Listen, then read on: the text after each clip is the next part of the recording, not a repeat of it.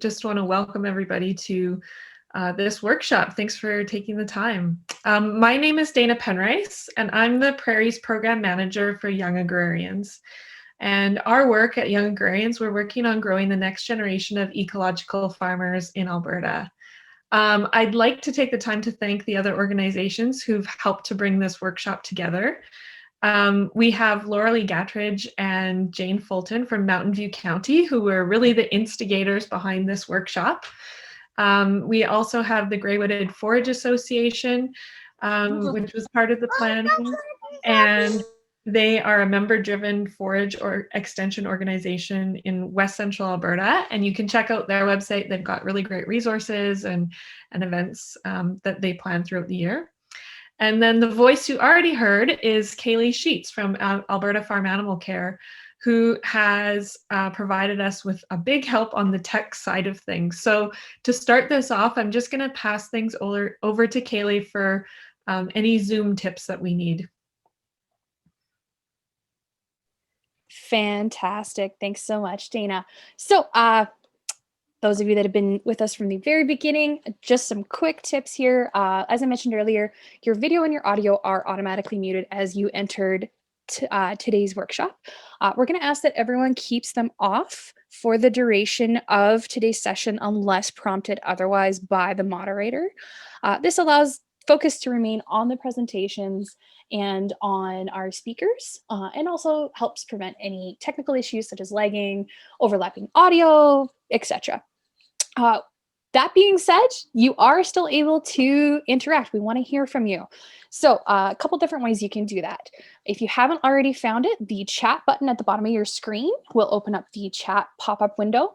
Feel free, if you haven't already, to let us know where you're from, what you're excited to learn about today. And this will also be where you are able to enter any questions for the speakers, comments, concerns, etc., all in that chat function. When we get to the dedicated question and answer periods, so we will be having two, you will be able to ask questions to the speakers you've heard in that chat box there. You'll also be able to raise your hand. So if you haven't already, click the participants button at the bottom of your screen. That'll bring up another pop-up that has a list of everybody that's in here. At the bottom of that window, you'll see either a raise hand button or a more 3 dots, depending on whether you're Mac, PC, etc. Click either the raise hand function or the more or 3 dots, and you'll also see a raise hand, like Ed and CH have just done. So what that's going to do is prompt us in the question and answer period that you would like to verbally ask your question. So when the moderator introduces you by name, we'll prompt you to unmute your mic, and you can go ahead and ask your question that way. In the meantime, again, we just ask that everyone keeps it muted just so we can focus on everybody. We will be running some polls later on. We do still have a fair amount of participants that are going to be joining us, so we're going to hold the poll until a little later on. Donovan's jumping online there. So we will have a poll popping up a little bit later on, probably after that first Q&A there, just so we can get answers from everybody, just on some basic background information and figure out where everyone's situation is. So be on the lookout for that. It'll just pop up on your screen. Other than that, if you have any questions, concerns, if you're running into any technical issues, I am here in the background. In the participants panel, you'll see me at the very top of the list. It'll say host next to my name. If you're running into any technical issues, feel free to shoot me a direct message. And the way you can do that is by clicking on Alberta Farm Animal Care in brackets host. And then in the chat, you'll see that your direct message will be addressed to me. And shoot me a direct message there if you're having any technical issues, and we can always get you sorted out. If you do end up having to leave the presentation at any time due to Wi-Fi issues, you end up getting disconnected, you have another phone call come in, that sort of thing, you can simply re-access the workshop at any time while we're live through the same link in your email. We are recording this. So as of right now, you shouldn't be able to record it, but we are recording it. So if you need access to those recordings, Dina, Lauralee, and Jane are all very happy to help you out with access to that after. So with that being said, I think that's it for me. Thanks so much, Kaylee. Really appreciate it. So we know that many farmers in our networks have been looking forward to the changes in the regulations that are allowing better access to slaughter options. And we've got lots of content on that coming up. But first, right before we jump in, I want to begin by placing land at the center of this workshop. As Blake Hall, one of our speakers, has said, people tend to associate Alberta with oil, but grass is Alberta's first natural resource. The prairie grasses themselves are the source of wealth and health that converts sunlight into a harvestable form, and finally meat, which from tip to tail is a nutritional gold mine that has sustained pastoralists since humankind's beginning. We're all logging in from all over the place tonight, and what I'd like you to do is to close your eyes and think about a special place where you feel most connected to the land, where you feel deeply rooted. Great. Now take a moment to just feel the air, smell the smells, hear the sounds of what that place entails.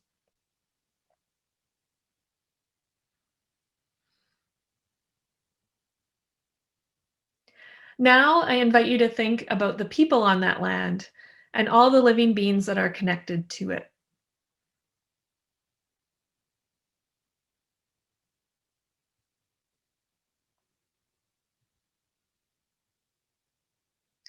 Now think back to all of the relationships that that land has had with human beings and non-human beings before now. Think back to the land stewards that have been here before us and have maintained that relationship to the land and the lives that have been provided for because of it.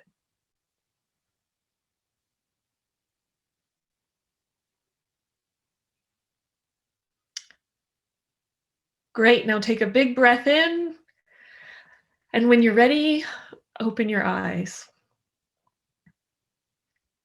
Thanks, everybody. I hope that was a little meditation for the middle of the day and getting ready for today's workshop. So I'm calling in today from Treaty 2 territory, which is the traditional land of the Anishinaabe, Cree, Sioux, Assiniboine, Dakota, and Dene First Nation peoples, and homeland of the Métis Nation, also recognized as Manitoba, Canada.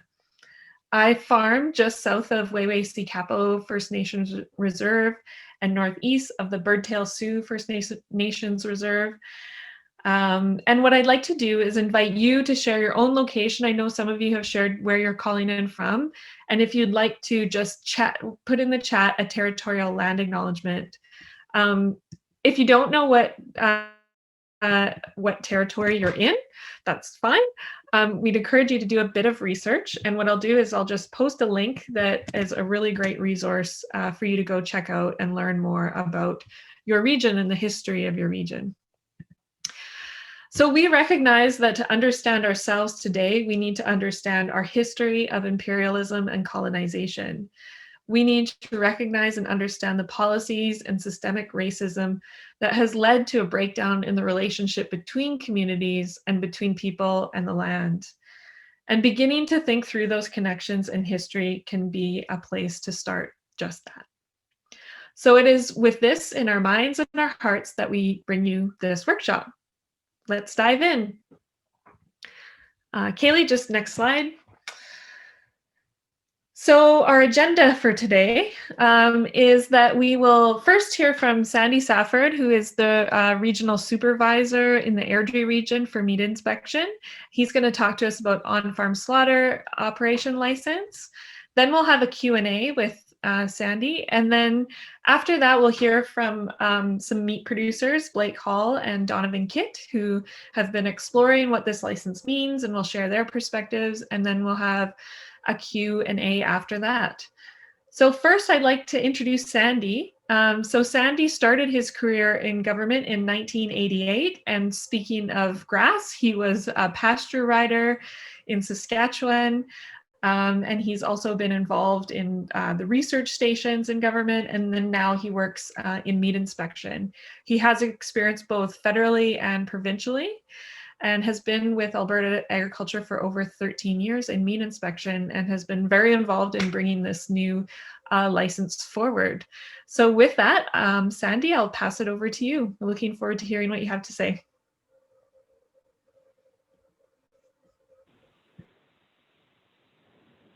Good day, everyone. Can you hear me? Yeah, we can hear you, Sandy. Great. So I'm going to start out with a little bit of the on-farm slaughter operation license. A little history of that's not on the slide is before on-farm slaughter was for the owner's own use of their animal and meat. Now, on-farm slaughter operations is for the sale of the live animal, and that's been generated from producers wanting another revenue avenue from their farm animal.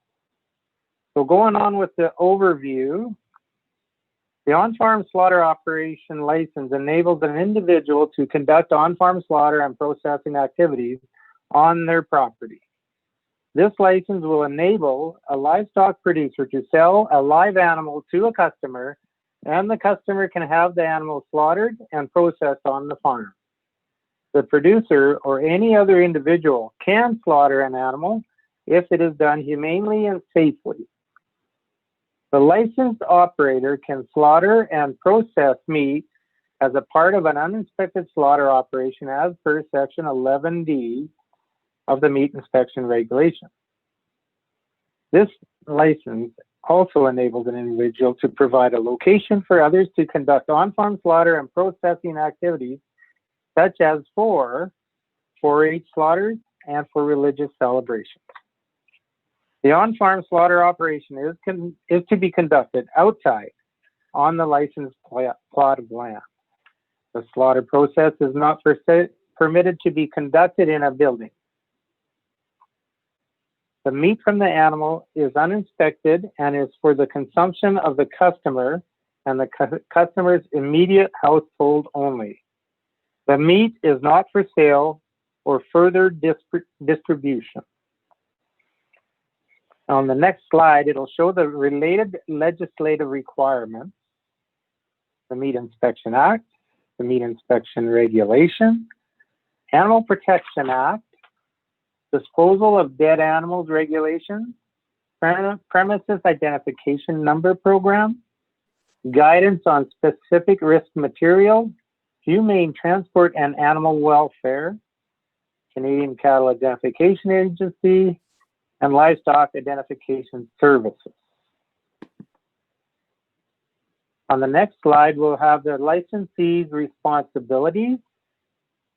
The license holders are responsible for reviewing and following applicable legislation and other licensing requirements as identified on the application form.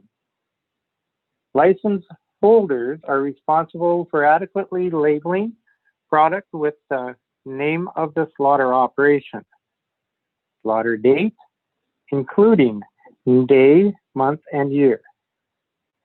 License holders are responsible for providing potable water.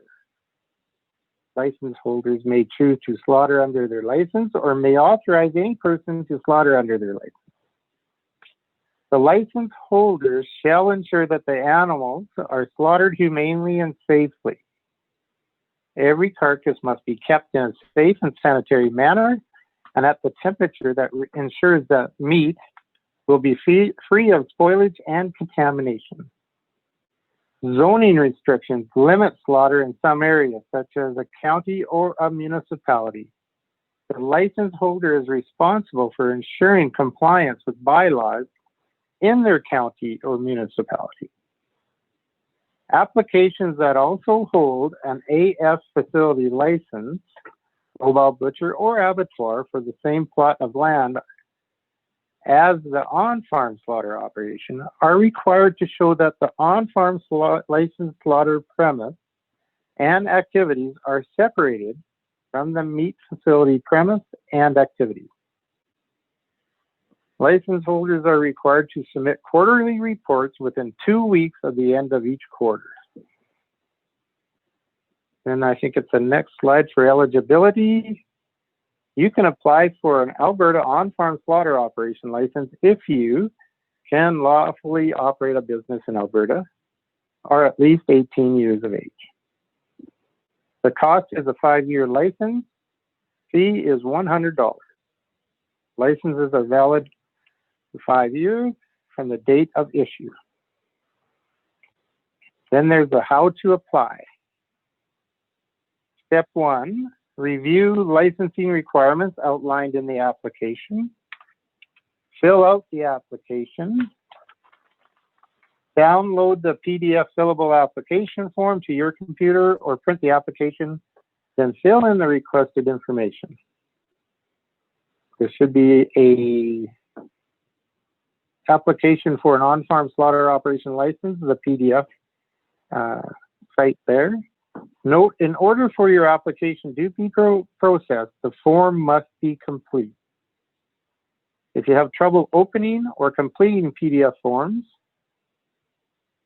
fillable forms do not open properly on some mobile devices or web browsers. To fill in and save this form, 1, click on the PDF link and to save it to your computer. 2, launch Adobe Reader. 3, open the PDF from within the Adobe Reader. You can now fill and save your form. Step 3 is send in application and payment online. Submit application. Email your completed application form by clicking on the Submit by Email button at the bottom of the form. Pay the fee. When applying online, you can use your credit card with Alberta Agriculture and Forestry's online payment system. There's a site where you can click on for pay fees online. When filling out the payment form, enter the following. Under Program Area, select Agriculture General. Under Service you are paying for, enter On-Farm Slaughter Operation License. You can also do this by mail. Submit application and fee. If not applying online, you can mail in your application form and your check or money order. Checks or money orders should be payable to the Government of Alberta and mailed with your application form to the address below. Attention, licensing, meat and dairy inspection section, agriculture and forestry. Suite 100, J.G. O'Donoghue Building, 7000, 113 Street, Edmonton, Alberta, P6H5P6. They do not want you to send cash. Step 4, after you apply, after your application has been reviewed and processed, your license will be sent to you by email or post. Processing your application may take 2 to 4 weeks. Then we go to reporting requirements. Reporting schedule. The on-farm slaughter operation license holders must submit a report within 2 weeks of the end of each of these quarters. Quarter 1, January to March. Quarter 2, April to June. Quarter 3, July to September. Quarter 4, October to December. Quarterly reporting enables agriculture and forestry to monitor designated slaughter limits per producer or customer consumption. Adhering to slaughter limits is the responsibility of the license holder. Download and fill out the on-farm slaughter operation reporting form. There's a link to that. Animal slaughter limits per customer per calendar year are 6 large red meat animals.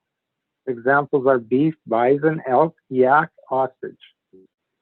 12 hogs, 12 sheep, 12 goats, 150 poultry or other small animals. As an example on them is quail and rabbit. Submit report, email. Send your completed PDF report form by clicking on the Submit by Email button at the bottom of the form. Mail. if you're not sending your report forms by email, mail your printed reports to the mailing address that appears above on this page. If you have any questions for contact, please email af.foodsafety@gov.ad.ca. Related links on our legislation is livestock mortality management, livestock traceability, and biosecurity in livestock. And that is the end of my reading presentation. Great, thanks so much, Sandy. We've got some questions in the chat room here, so I'll just I'll read the questions, and if you can answer them, that'd be great. So the first question is from Chelsea Yager. If we slaughter an animal on farm, can we get it cut at a butcher's and sell the meat? No. Okay, any elaborations on that one, or on to the next question? Well, your slaughter on farm is uninspected. You cannot sell uninspected meat in Alberta. You would have to take your animal to a licensed meat facility where an inspector does the ante-mortem and post-mortem on the animal for sale or for approval to be sold in Alberta. So if I hear that correctly, you can only sell the live animal. The key point to all of this is you can only sell the live animal. That live animal, once it's produced or processed, that is only meat for the customer. It's uninspected, not for sale at all. Okay, great, thanks. Kind of keeping with that theme, can two households own an animal, like each own half an animal? No, that's for the one household. Okay. Sorry, I'm just jumping down to the next question. And I'm trying to keep it really clear and succinct so that we don't muddy up the waters. I hope that's the easiest way, I think. Yeah, and I think the other thing is that each person's situation might be, slightly different. So if there's more details that you didn't capture out of these questions or at the end, do contact the email provided here. Yeah, absolutely. So another question is, why is it not permitted to slaughter the animal in a building? That was brought forward to executive. If the animal is slaughtered in a building, you are now operating an abattoir. An abattoir for slaughter in Alberta is legislated to be licensed.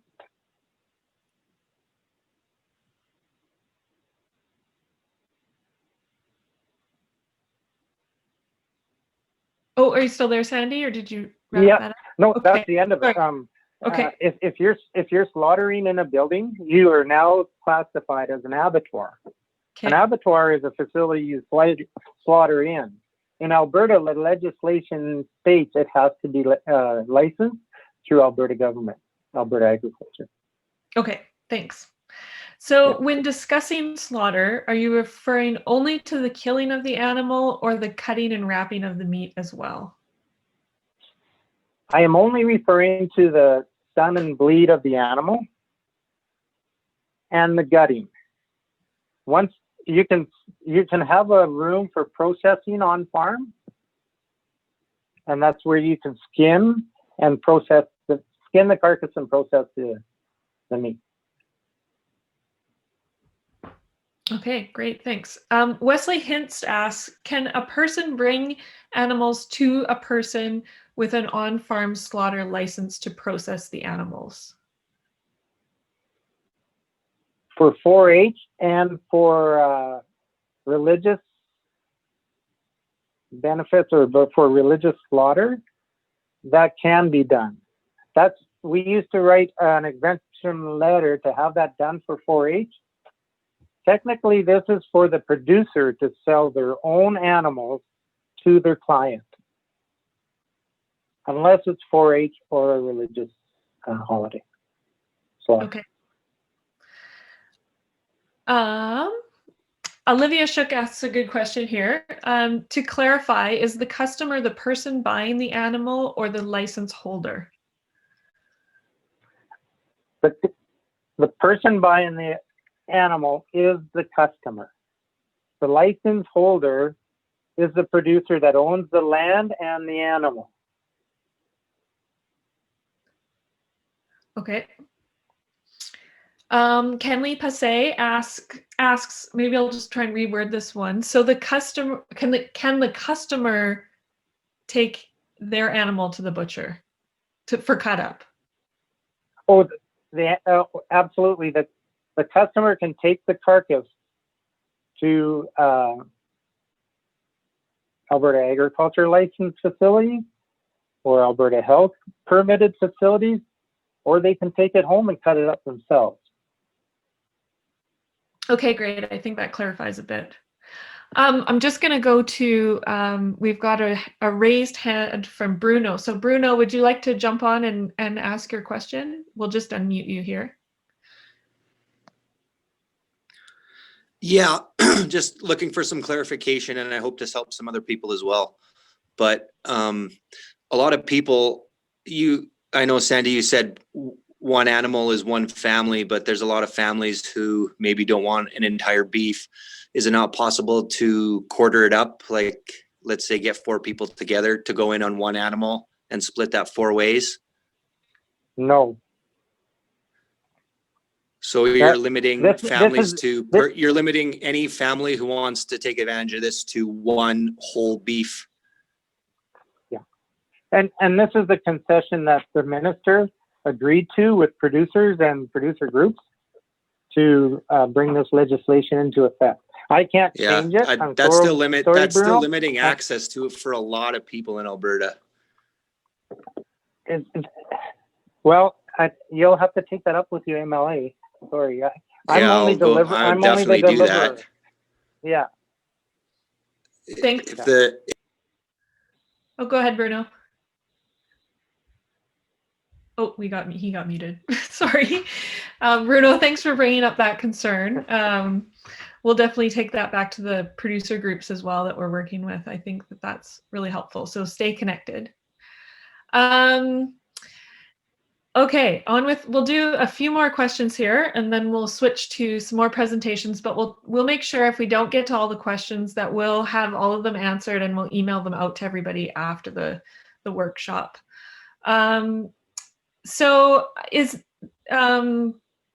Sandy, is there only a 5-year license fee or can you get a 1-year license fee? I believe it's a 5-year license fee for $100. And if I don't think they've brought in any other, like a $20 for 1 year. That has not been brought forward yet. Yeah. Okay. Yeah. And so Connie is asking here, can we slaughter 6 cows and 12 sheep and 150 chickens? Oh, is Connie a producer or is she a client? Maybe you could do it as if she was as if she owned the animals. If she owns the animal,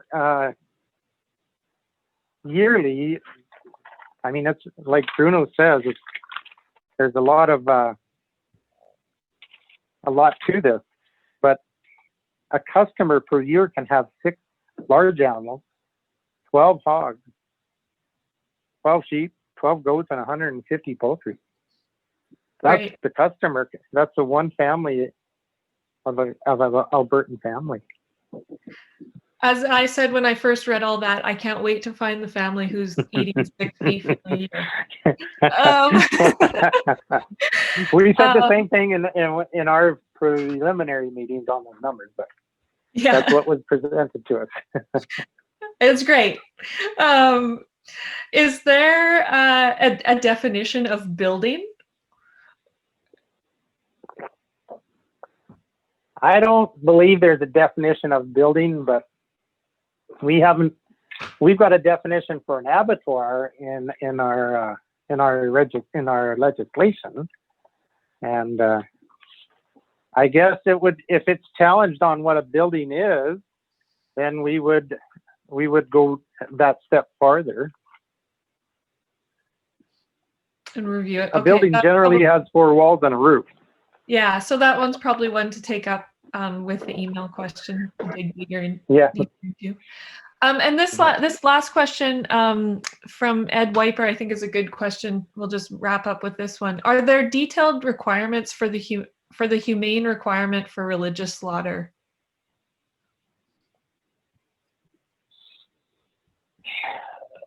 Our legislation is very, very minimal. We do have a detailed slaughter without stunning program we put together for our licensed facilities, but technically there's only 2 things stated in our legislation, and that's not to cause distress or pain to an animal. So slaughter without stun is a good question to put up forward for the on-farm. Okay, great. Thanks for that. So what we'll do now, there's a couple more questions left. If we don't get to them at the end, again, we'll post the answers.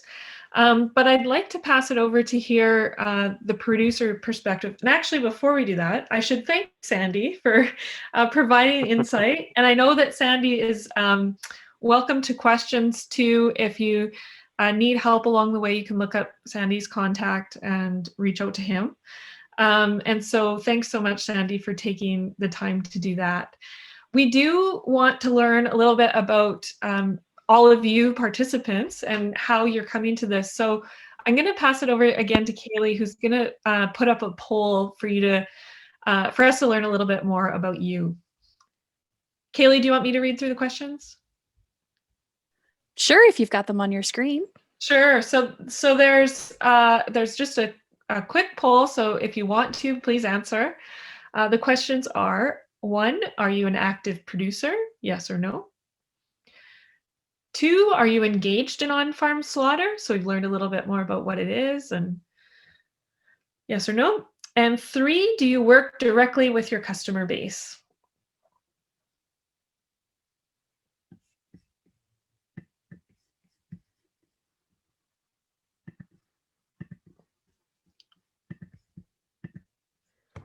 Great, thanks for sharing your feedback. That will help us to kind of think through what other resources might be needed for customers and for producers who are involved in this kind of enterprise. We'll just give everyone just a couple more minutes here to answer the poll. The answers are flooding in. So just as soon as we get the majority of everyone in there, then we can segue on. Ed, you should see it pop up on your screen. If you are having any difficulties viewing the poll, not a problem. If you're like Ed and you feel comfortable sharing your answers in the chat, feel free. Yeah, we'll move on to our next presentation here very shortly.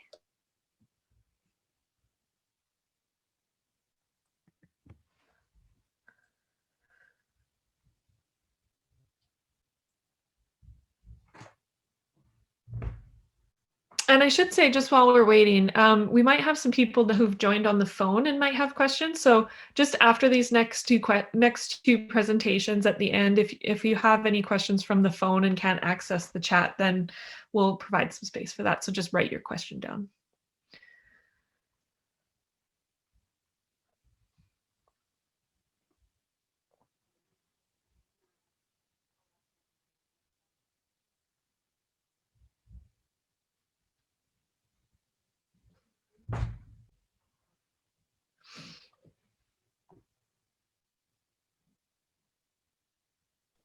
All right, have we got all the polls in? I was just turning my microphone on to say thank you all so much for answering that, and we're just going to close the poll now, and we can move on, Dana. Great, thanks so much, Kaylee. So next I'd like to introduce Blake Hall. Blake is a beef producer and a mobile butcher from Bentley, Alberta. He's a first-generation farmer and rancher, and along with his wife, Angela, he has been raising cattle and selling grass-finished beef direct to customers since 2010.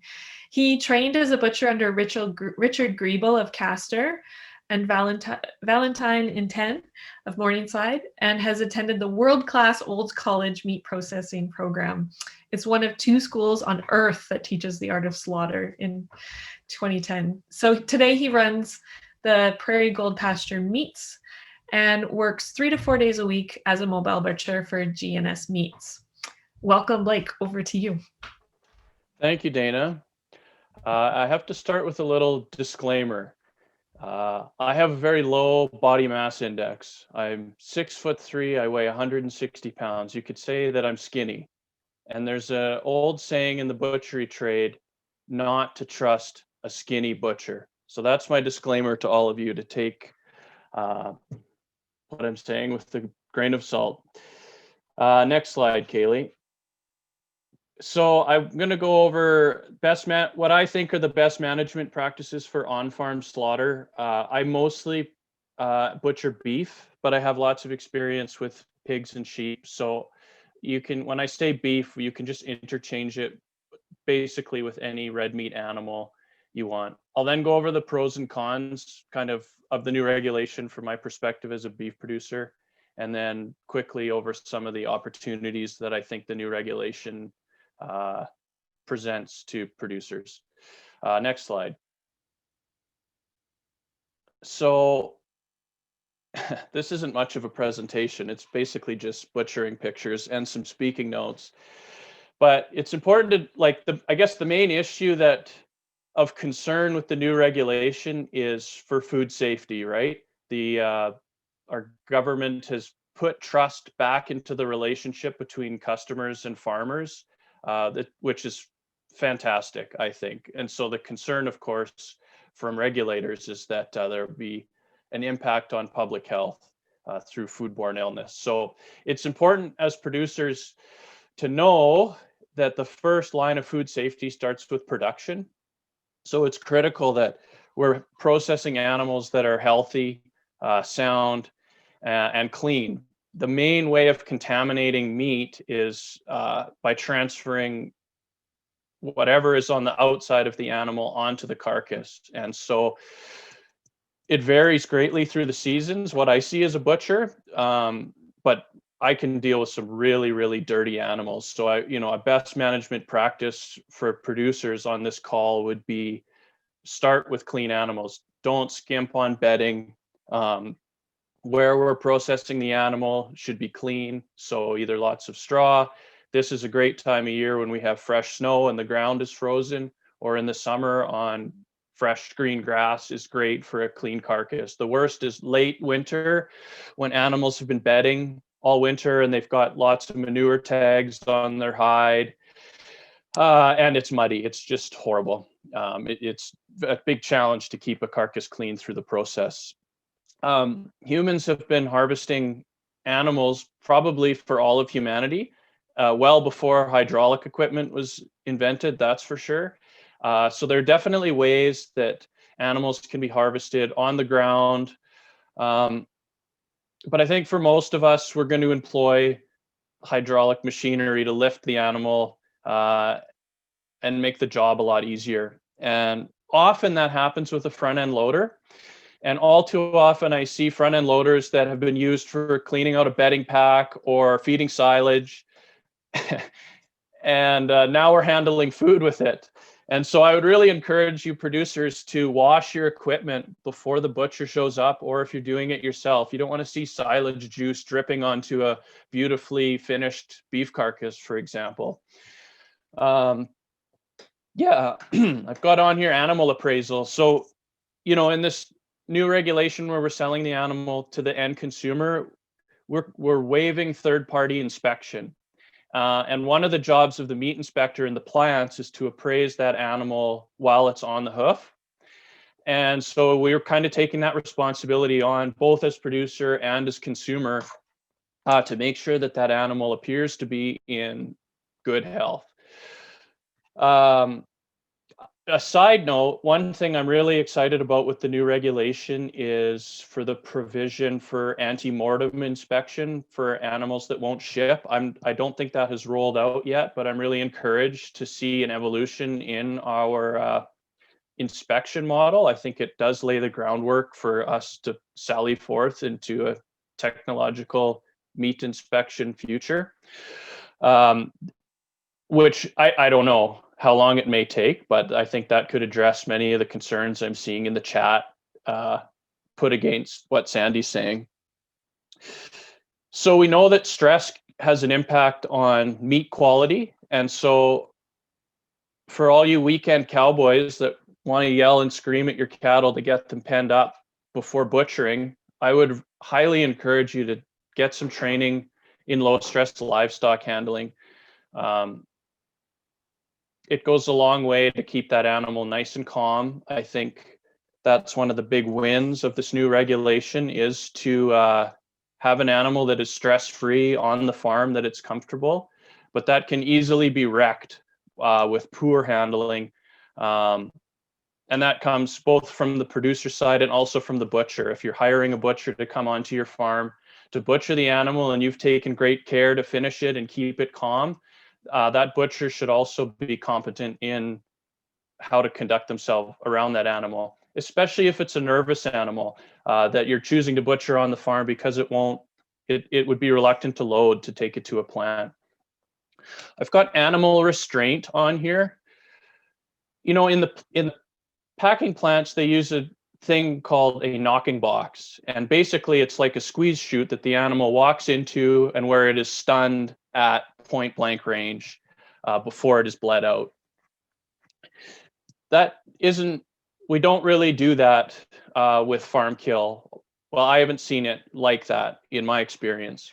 But I have seen animals out, you know, they have a whole quarter section to themselves, and that's not ideal.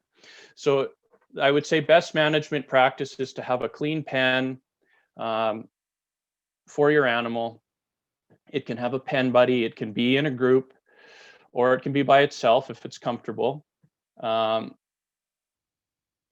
use the example, my personal example. I stun the animal with a 223. It's sighted in for 100 yards. But the fact is that I'm bumping it around in my pickup truck, in and out. So I feel comfortable shooting the loony-sized target I'm aiming at on a beef's head within 150 feet. So I would encourage you to have that animal, if it's not completely quiet, that you can walk up to it, be in a pen smaller than 150 feet in one dimension. Well, stunning is the most important part of the whole process. This is where the animal actually dies. And so it's critical that it happens perfectly, that with one shot, that animal is rendered unconscious and that its blood can be let out of its body. And so it's worth taking great care to do this right every single time. Don't rush this. Yeah. I don't know what more to say on that point. Other than that, it's the point in the process where an animal turns into food. As soon as that animal is on the ground, you're dealing with food. And so treat it as such. And that kind of goes back to the cleanliness and of equipment and stuff. So I'm not going to tell you how to butcher an animal, but I'll offer a few little tips along the way in terms of kind of real world setup. So I've got water on here. You know, I'm driving a $200,000 mobile butchering outfit. I don't expect that most farmers who are choosing to butcher on the farm have access to this type of equipment. I have a pressure washer. I have all the hot water I could ever need. I have a hand washing sink. I have equipment to pull the hide off. That's not always realistic in an on-farm setting. But it is possible to have a little bit of hot water on hand, at least to keep your hands clean and at least to keep your knives clean. And it can be as simple as using a camping cooler. You know, they're insulated, so if you fill it with hot water, it'll stay hot, and it's got the little spout on it. So I've butchered lambs in the past with a hand crank winch. And then I just have the camping cooler on my tailgate, and I can keep my equipment and my hands clean as I work. Skinning, I just have on here, I kind of mentioned that earlier, that it's the main way of contaminating a hide is improper, especially opening the hide. And so the tip would be never to cut through the hair downward onto the meat. You want to always open the hide from below and peel the hide back onto itself as you go. So if you are in a water deficient butchering scenario, then keep your knife hand clean. It only touches the carcass, and have your other hand handling the hide. So it's your dirty hand, and never mix the two. I've got gutting on here because it's kind of the next step with the part of the meat inspection that we are waiving. So normally a meat inspector would examine the glands in the animal and examine the organs of the animal to make sure that it's healthy. So this is a bit tricky because I've never received any training as a meat inspector, nor have you in all likelihood.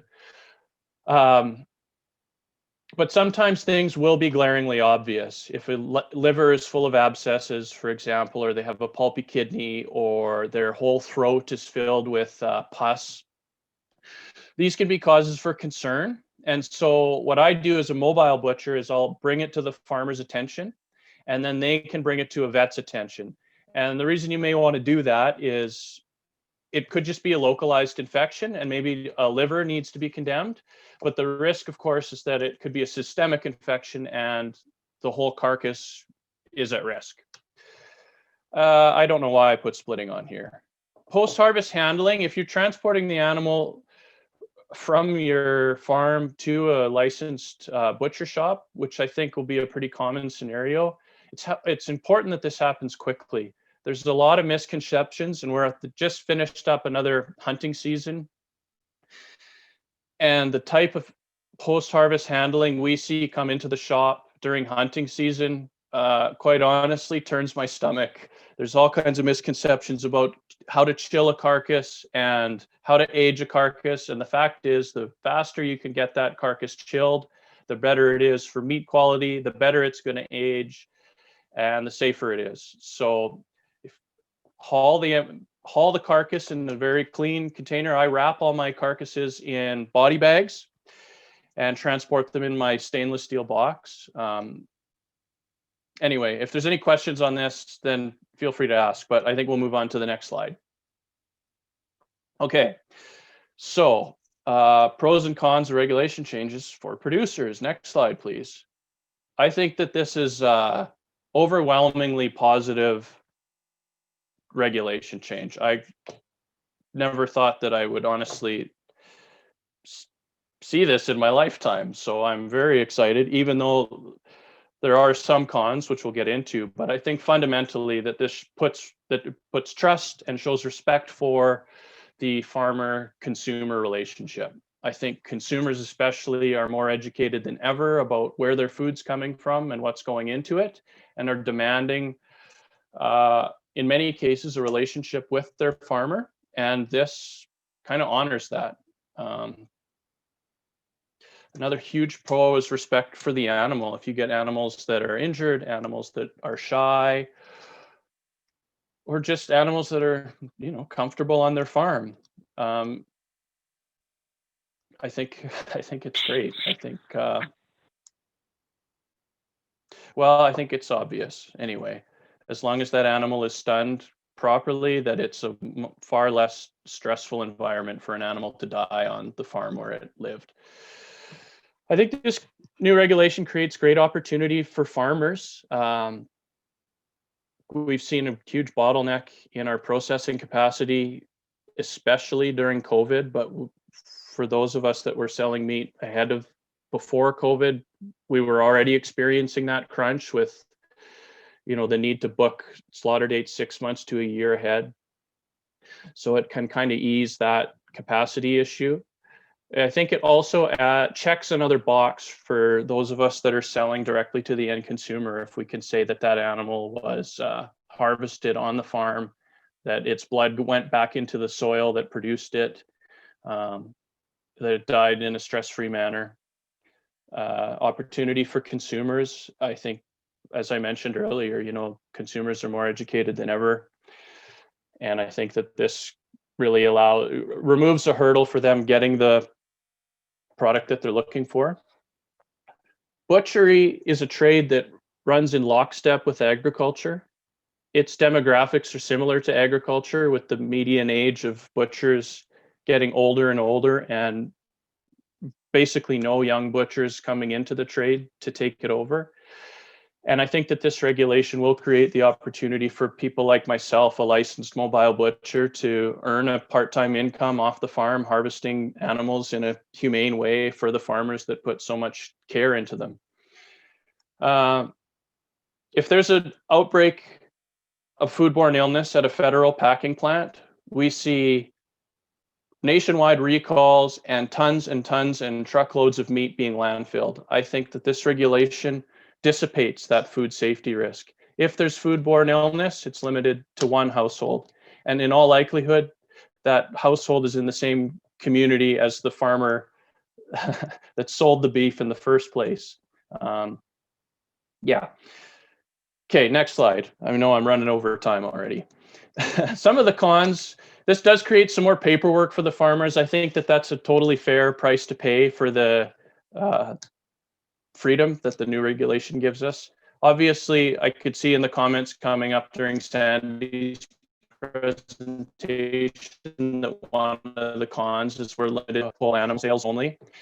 And of course, the main concern from the regulator would be the potential for food safety risk if you have bad actors knowingly harvesting unsafe animals off their farm. That could be bad. Although I don't think it'll be a huge problem. We know about the federal level of inspection, the provincial level of inspection, and I think this regulation brings into play the most significant, which is the local level of inspection. If you're selling to your friends and neighbors and people in your community and they get sick, well, it's your name and reputation that's on the line. And I think that that's going to go a long way to keeping producers acting in the highest integrity. Next slide.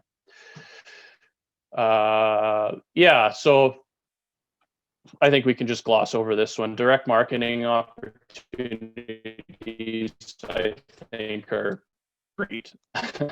As consumers become more interested in local food and farmers become more interested in direct marketing their animals, I think that this regulation helps marry those two nicely. Next slide. Oh, this is the part of the presentation where I would pretend where I'm like a famous YouTuber and I would say, smash that subscribe button and hit the bell icon and follow me on 18 different social media and support me on Patreon. But you guys could just email me. So thank you very much. I look forward to taking some questions after Donovan.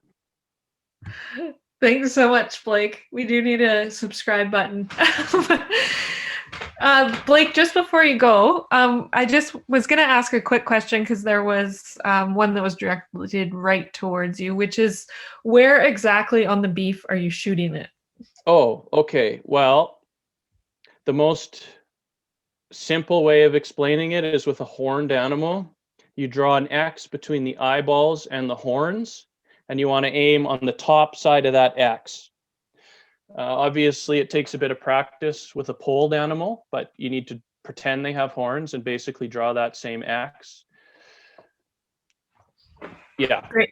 That would be the best place to shoot them. And then as you remove the head from the carcass, what I look for is to see the atlas joint is broken. And then I know that my stun was perfect, that the bullet went right through the brain to the brain stem, and that animal was dead before it hit the ground.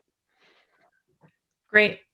Just to jump in here, going back to that perfect point, AFAC actually produced some euthanasia cards for some of our partners that actually have pictures of where on a large animal, beef, pig, etc., where you would find that point. And I know another one of our AFAC members is looking for that link right now, and if we find it, we will pop it in the chat here for everybody.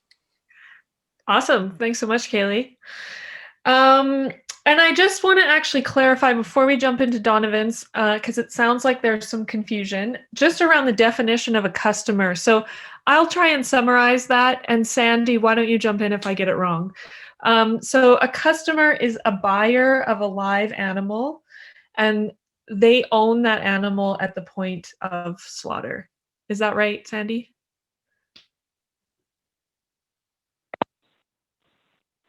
Yes, it is. Okay, I hope that clarifies a little bit. Okay, let's jump on to Donovan's presentation.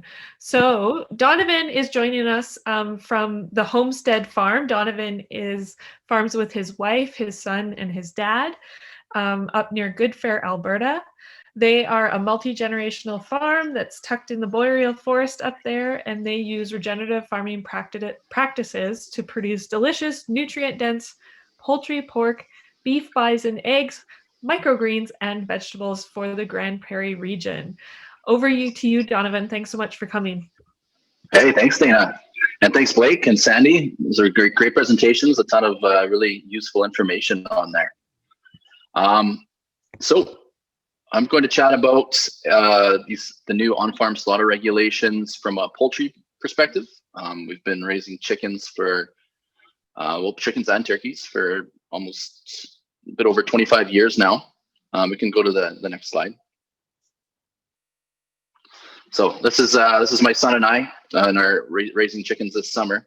I'll chat about why this is a game changer for small producers and just for shortening the food supply and taking a few links and just getting it directly from farmers to consumers. I'll chat about how to sell your birds. It's more than you're not selling chickens. You're not selling chicken. You're selling chickens. So that's important to make that distinction. And I'll chat a little bit about how to turn those chickens into chicken and a few pro tips for butchering on farm.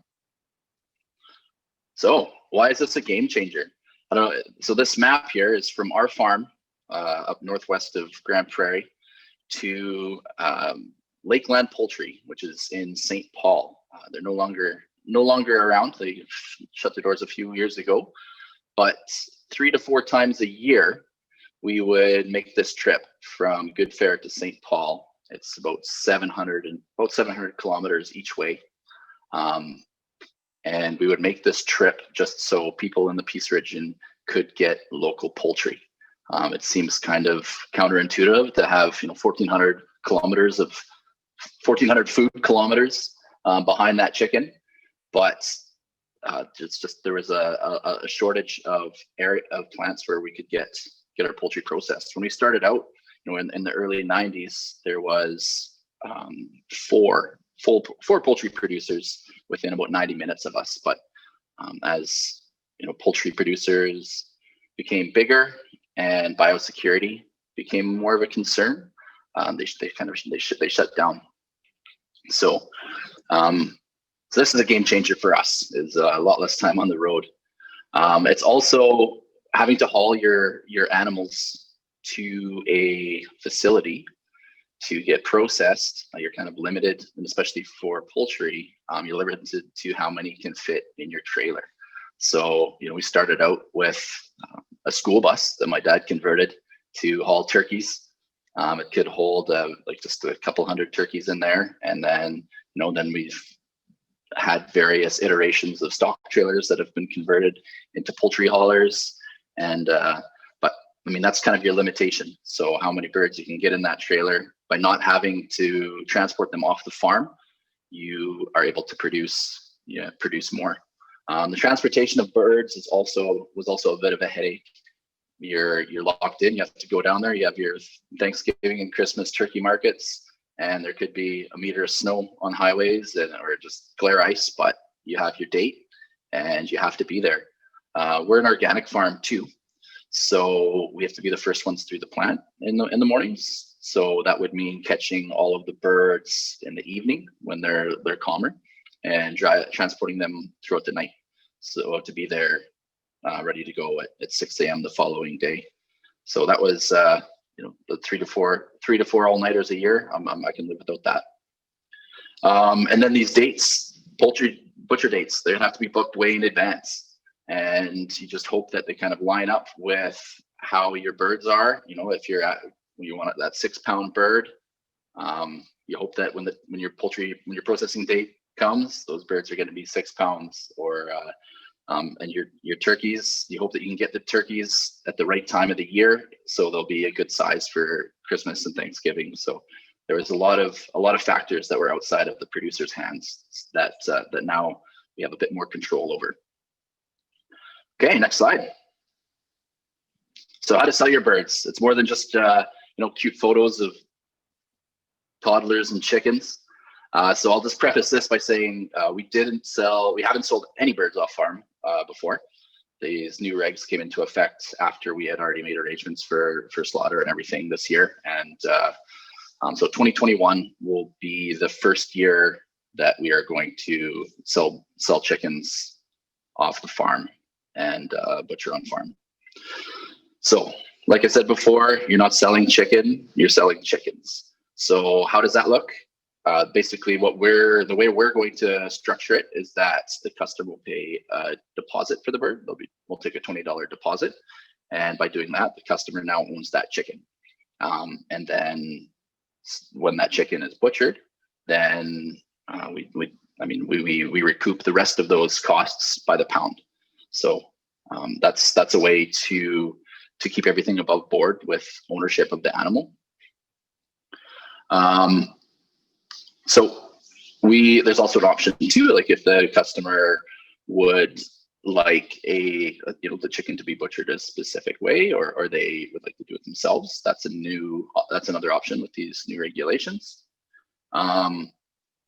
So one thing to note is when you're filling out your quarterly report, you need to make it clear if you're filling it out when the customer takes ownership of that chicken, i.e. when they pay the deposit, or are you filling those quarterly reports out for when the chicken is actually butchered? So it's important to make that distinction and sort of pick one or the other and stick with it. There's a link there to where to get your on-farm slaughter license, but Sandy touched on that already, and there'll be links on the presentation. So you're limited to 150 birds per customer. So every family can get 150 birds from you. So I'm really excited about that, because that you're able to do this at kind of at scale, which makes it kind of financially beneficial for us producers. All right, let's set up the next slide. So turning chickens into chicken. So you need to know what you're doing. To prepare. There's a lot that kind of goes into it that a lot of people that have done this can probably attest to. If you're new to the game, practice. Like, have a dry run. Make sure, okay, you have your chickens ready to go. You have a method of killing them. You have a method of scalding, plucking. Where are you going to eviscerate these birds? Where is all the feathers going to go? Where's the guts going to go? Do you have ways of keeping the whole process temperature controlled? Like, so once the bird's eviscerated and plucked, like, how are you getting it down to temperature? Do you have enough water? Do you have a good nozzle? Like, you can spray everything down. So there's a lot of thought that goes into it. You also need to make sure that you're doing your butchering in an area that can be sanitized and kept clean. So the kill, Blake touched a bit about restraint for beef, but what does restraint for chickens look like? So we use a kill cone. Basically, it's like a big funnel. You put a bird in, and we're able to kill the bird that way. There's 2 arteries and 2 veins in the neck that need to be severed. So you have a sharp knife, and you make sure those are severed. We typically, we just dismember the chicken, cut off the head, so we know for sure that we've got it, and it's a quick death for the chicken. So there's a lot of parts to a chicken that aren't chicken. So feathers and guts. So what is your plan for that? Where are they going? If you have a plucker, They spew feathers everywhere. So how are you making sure that that's being contained? And how can you gather those up? And where are they going to go? Same with the guts, all the organs and stuff. So, and there's in the list of regulations that Sandy presented, there's guidelines on that. There's a lot of ways to get rid of the waste materials from these birds. You can compost them, you can burn them, you can take them to a dump. You can it's called natural disposal, which is basically just bringing them out to a natural piece of land and letting them, with the wildlife, scavenge them. It's pretty critical that you know what you're allowed to do and where you're allowed to do it. So some counties have restrictions on what you can do with guts and animal products, and you need to know where you're doing it, because there are also restrictions on distance from water bodies, distance from roads, distances from like water sources like wells, and so you need to know that'll help you kind of assist where to butcher these birds. So temperature. So the temperature of the scalder is important, because depending on how much you like plucking, I mean, if you want to keep that, the water just the optimum temperature, and scalding becomes a breeze. But the kind of the critical temperatures are after that chicken's butchered. So you have about 2 hours to get that bird down from body temperature to below 4 degrees. So you need to have a tub, preferably like a tub of water, cold water and ice. You need to know and you need to make sure that tub, it can be kept cold, so you have extra ice on hand so it doesn't warm up during the day. Then you also need the temperature. So where are these chickens going? So once they're cool, are they going in a freezer? Is the customer coming to grab them? Are they going in a cooler for the customer to grab them later? How much space do you have? How many birds can you fit in there? So those are all things to take into account. And it's important to know how long this is going to take you. If you've done a lot of them, it could just take you a couple minutes. But if you haven't, it could take you like half an hour per bird. And if you have 150 to do, then that's a long time. All right. So because chicken is food, you need safe food practices. So you need potable water. You need to have a sanitization program for that, and your temperature controls. You need to document that as well. It helps to document. So make sure your freezer's below -14. Make sure your cooler's below -4. So some pro tips. This is a photo of amateur hour here. This is a few years ago. We raised a flock just for ourselves, and this is what our processing picnic table looked like. We just put some poly down. That's not how we're doing it now. So that's just an example of what it could look like, but it's not an example of what it should look like. So not all chickens are created equal. If you're planning on selling chicken, make sure you're choosing the right chicken. Broilers versus dual purpose. The broilers are going to have that nice breast and meat that most customers are looking for. So you can use the Cornish cross or the Western rustics. Those are both beautiful birds, and they have awesome carcass quality. Those dual purpose birds, people they call them dual purpose. They're not really good at either. They don't give you a consistent egg supply, and the meat's they don't have terrific meat either. But they're also not going to look great in a bag. So if you're raising those and customers are expecting a chicken that looks similar to what you're going to buy in a store, then they might be disappointed. They're also a lot harder to pluck. So there could be pin feathers on the wings left, and some of the feathers around the neck are challenged to remove. But proper scalding can help you with that. So you need to make sure that you're communicating clearly with those customers. So making sure that what you're producing and what they're expecting are they're clearly communicated, and you guys are on the same page.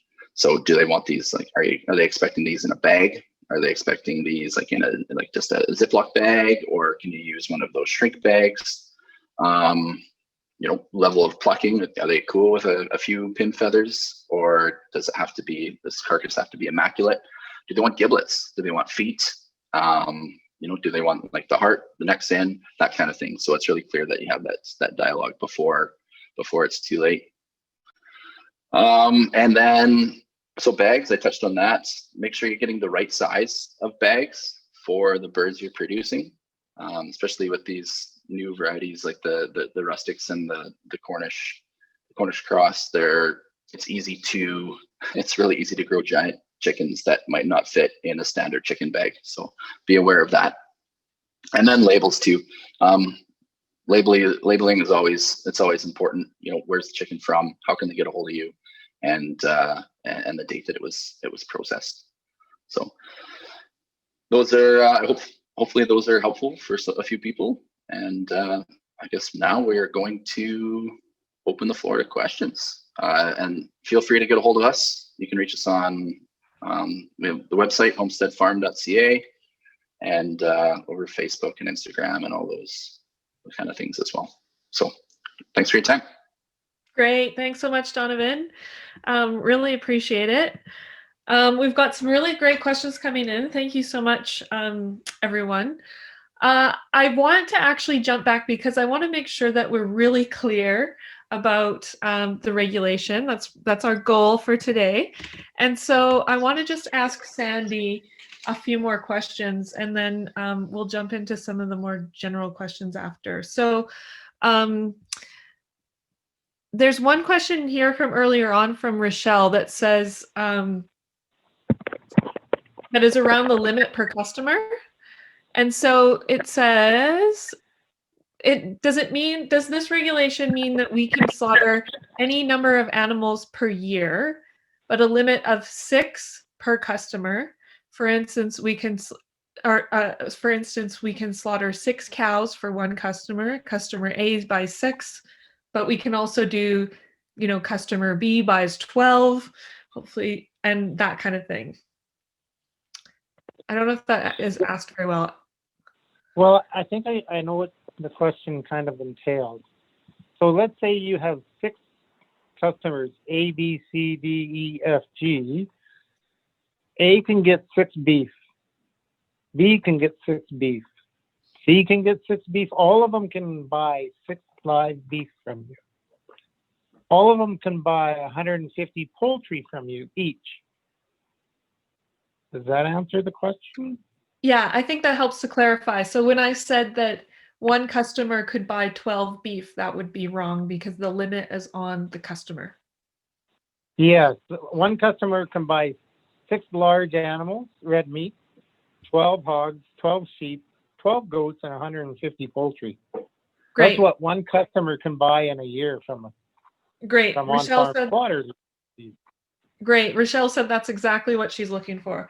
And then the other piece of confusion I'm hearing in the question is around bringing so the animal is owned by the customer, it's butchered on farm, it's uninspected meat, but that uninspected carcass can still be taken to another facility for cut and wrap, right? It's just still qualifies as uninspected meat that can't be sold. Yeah, it would go to a licensed facility. I know our Alberta agriculture licensed facilities would have labeling for uninspected and not for sale. I'm not sure about Alberta health permitted facilities, but for our Alberta agriculture facilities, they cut up uninspected, not for sale carcasses all throughout the year. Okay, great. I think that helps to clarify. And that's the limits are all within 12 months, right? Within a year. Yeah. Great. Okay. Hopefully that clarified things a little bit more for everybody, but if there's still some lingering questions, feel free to jump them in.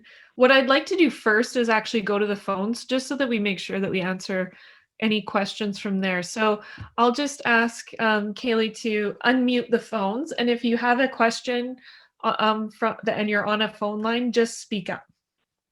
If I may also, this is Sure. Sandy, the slaughter limits per customer are per calendar year.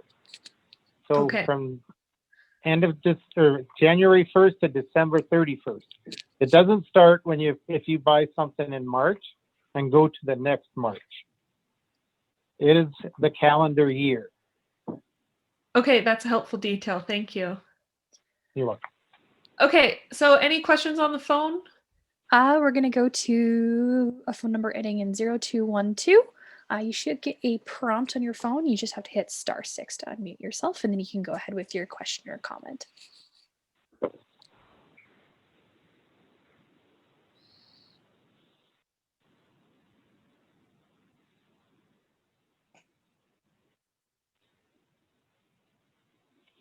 Is there no question there? Or? Doesn't look like they're unmuting themselves, so I will prompt them one more time. And then again, just hit the *6, and that should unmute your phone. There we go. Hello. Hello.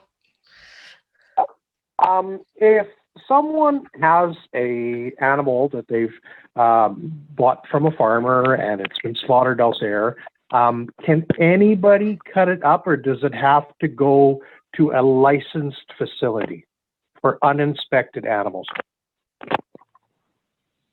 Anyone can cut it up. Yeah. So it'd be similar to the rules with like venison and whatnot, where with the beef, if my neighbor says to me, I'm going to a farm, I'm getting an animal, they follow all the rules there, it's uninspected, he brings it to me, I can cut it up even if I'm not an inspected facility. You can. The part of what you have to be aware of is you have to then label it for that customer on each package, uninspected, not for sale. Okay, perfect. That's all I needed to know. Thank you so much. Great, thanks. Are there any other phone questions? It looks like we only have the one person still joined us by phone that we just heard from. So Okay. I think we can go back to the chat. And again, if anyone wants to verbally ask your question, again, you just have to click the participants panel. At the bottom of that little pop-up, you'll see the raise hand button, and you'll be able to raise your hand. But I know we have a lot of them coming in through the chat, so I'll let you get back to that, Dana. Yeah.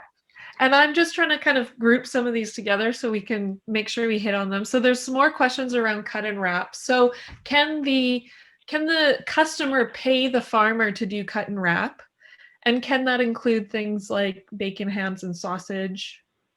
That can still all happen. It just needs to be labeled as uninspected, not for sale. Yes, they can. On that end, if they're processing, then there's a few more regulations that come on them, the general requirements of a facility for processing. Okay, They so have to be aware they have to have a potable water, be able to prove they have potable water, and that's all on the legislation on the facts.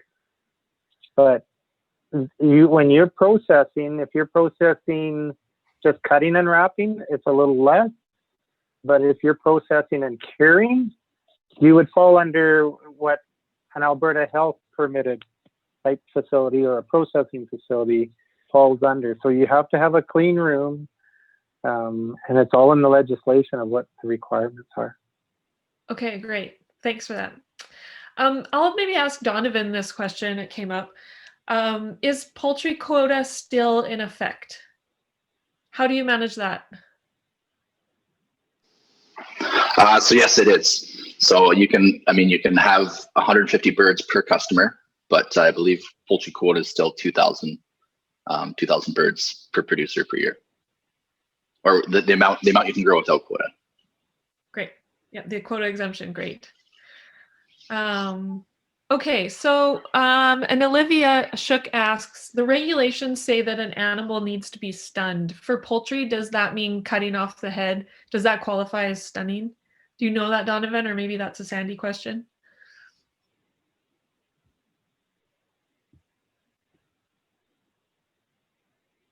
Sandy, do you know that?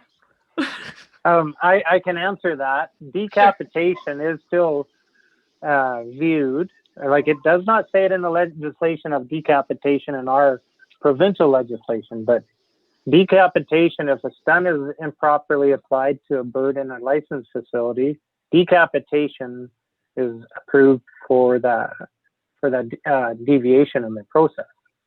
So I know there's decapitation is a recognized slaughter procedure.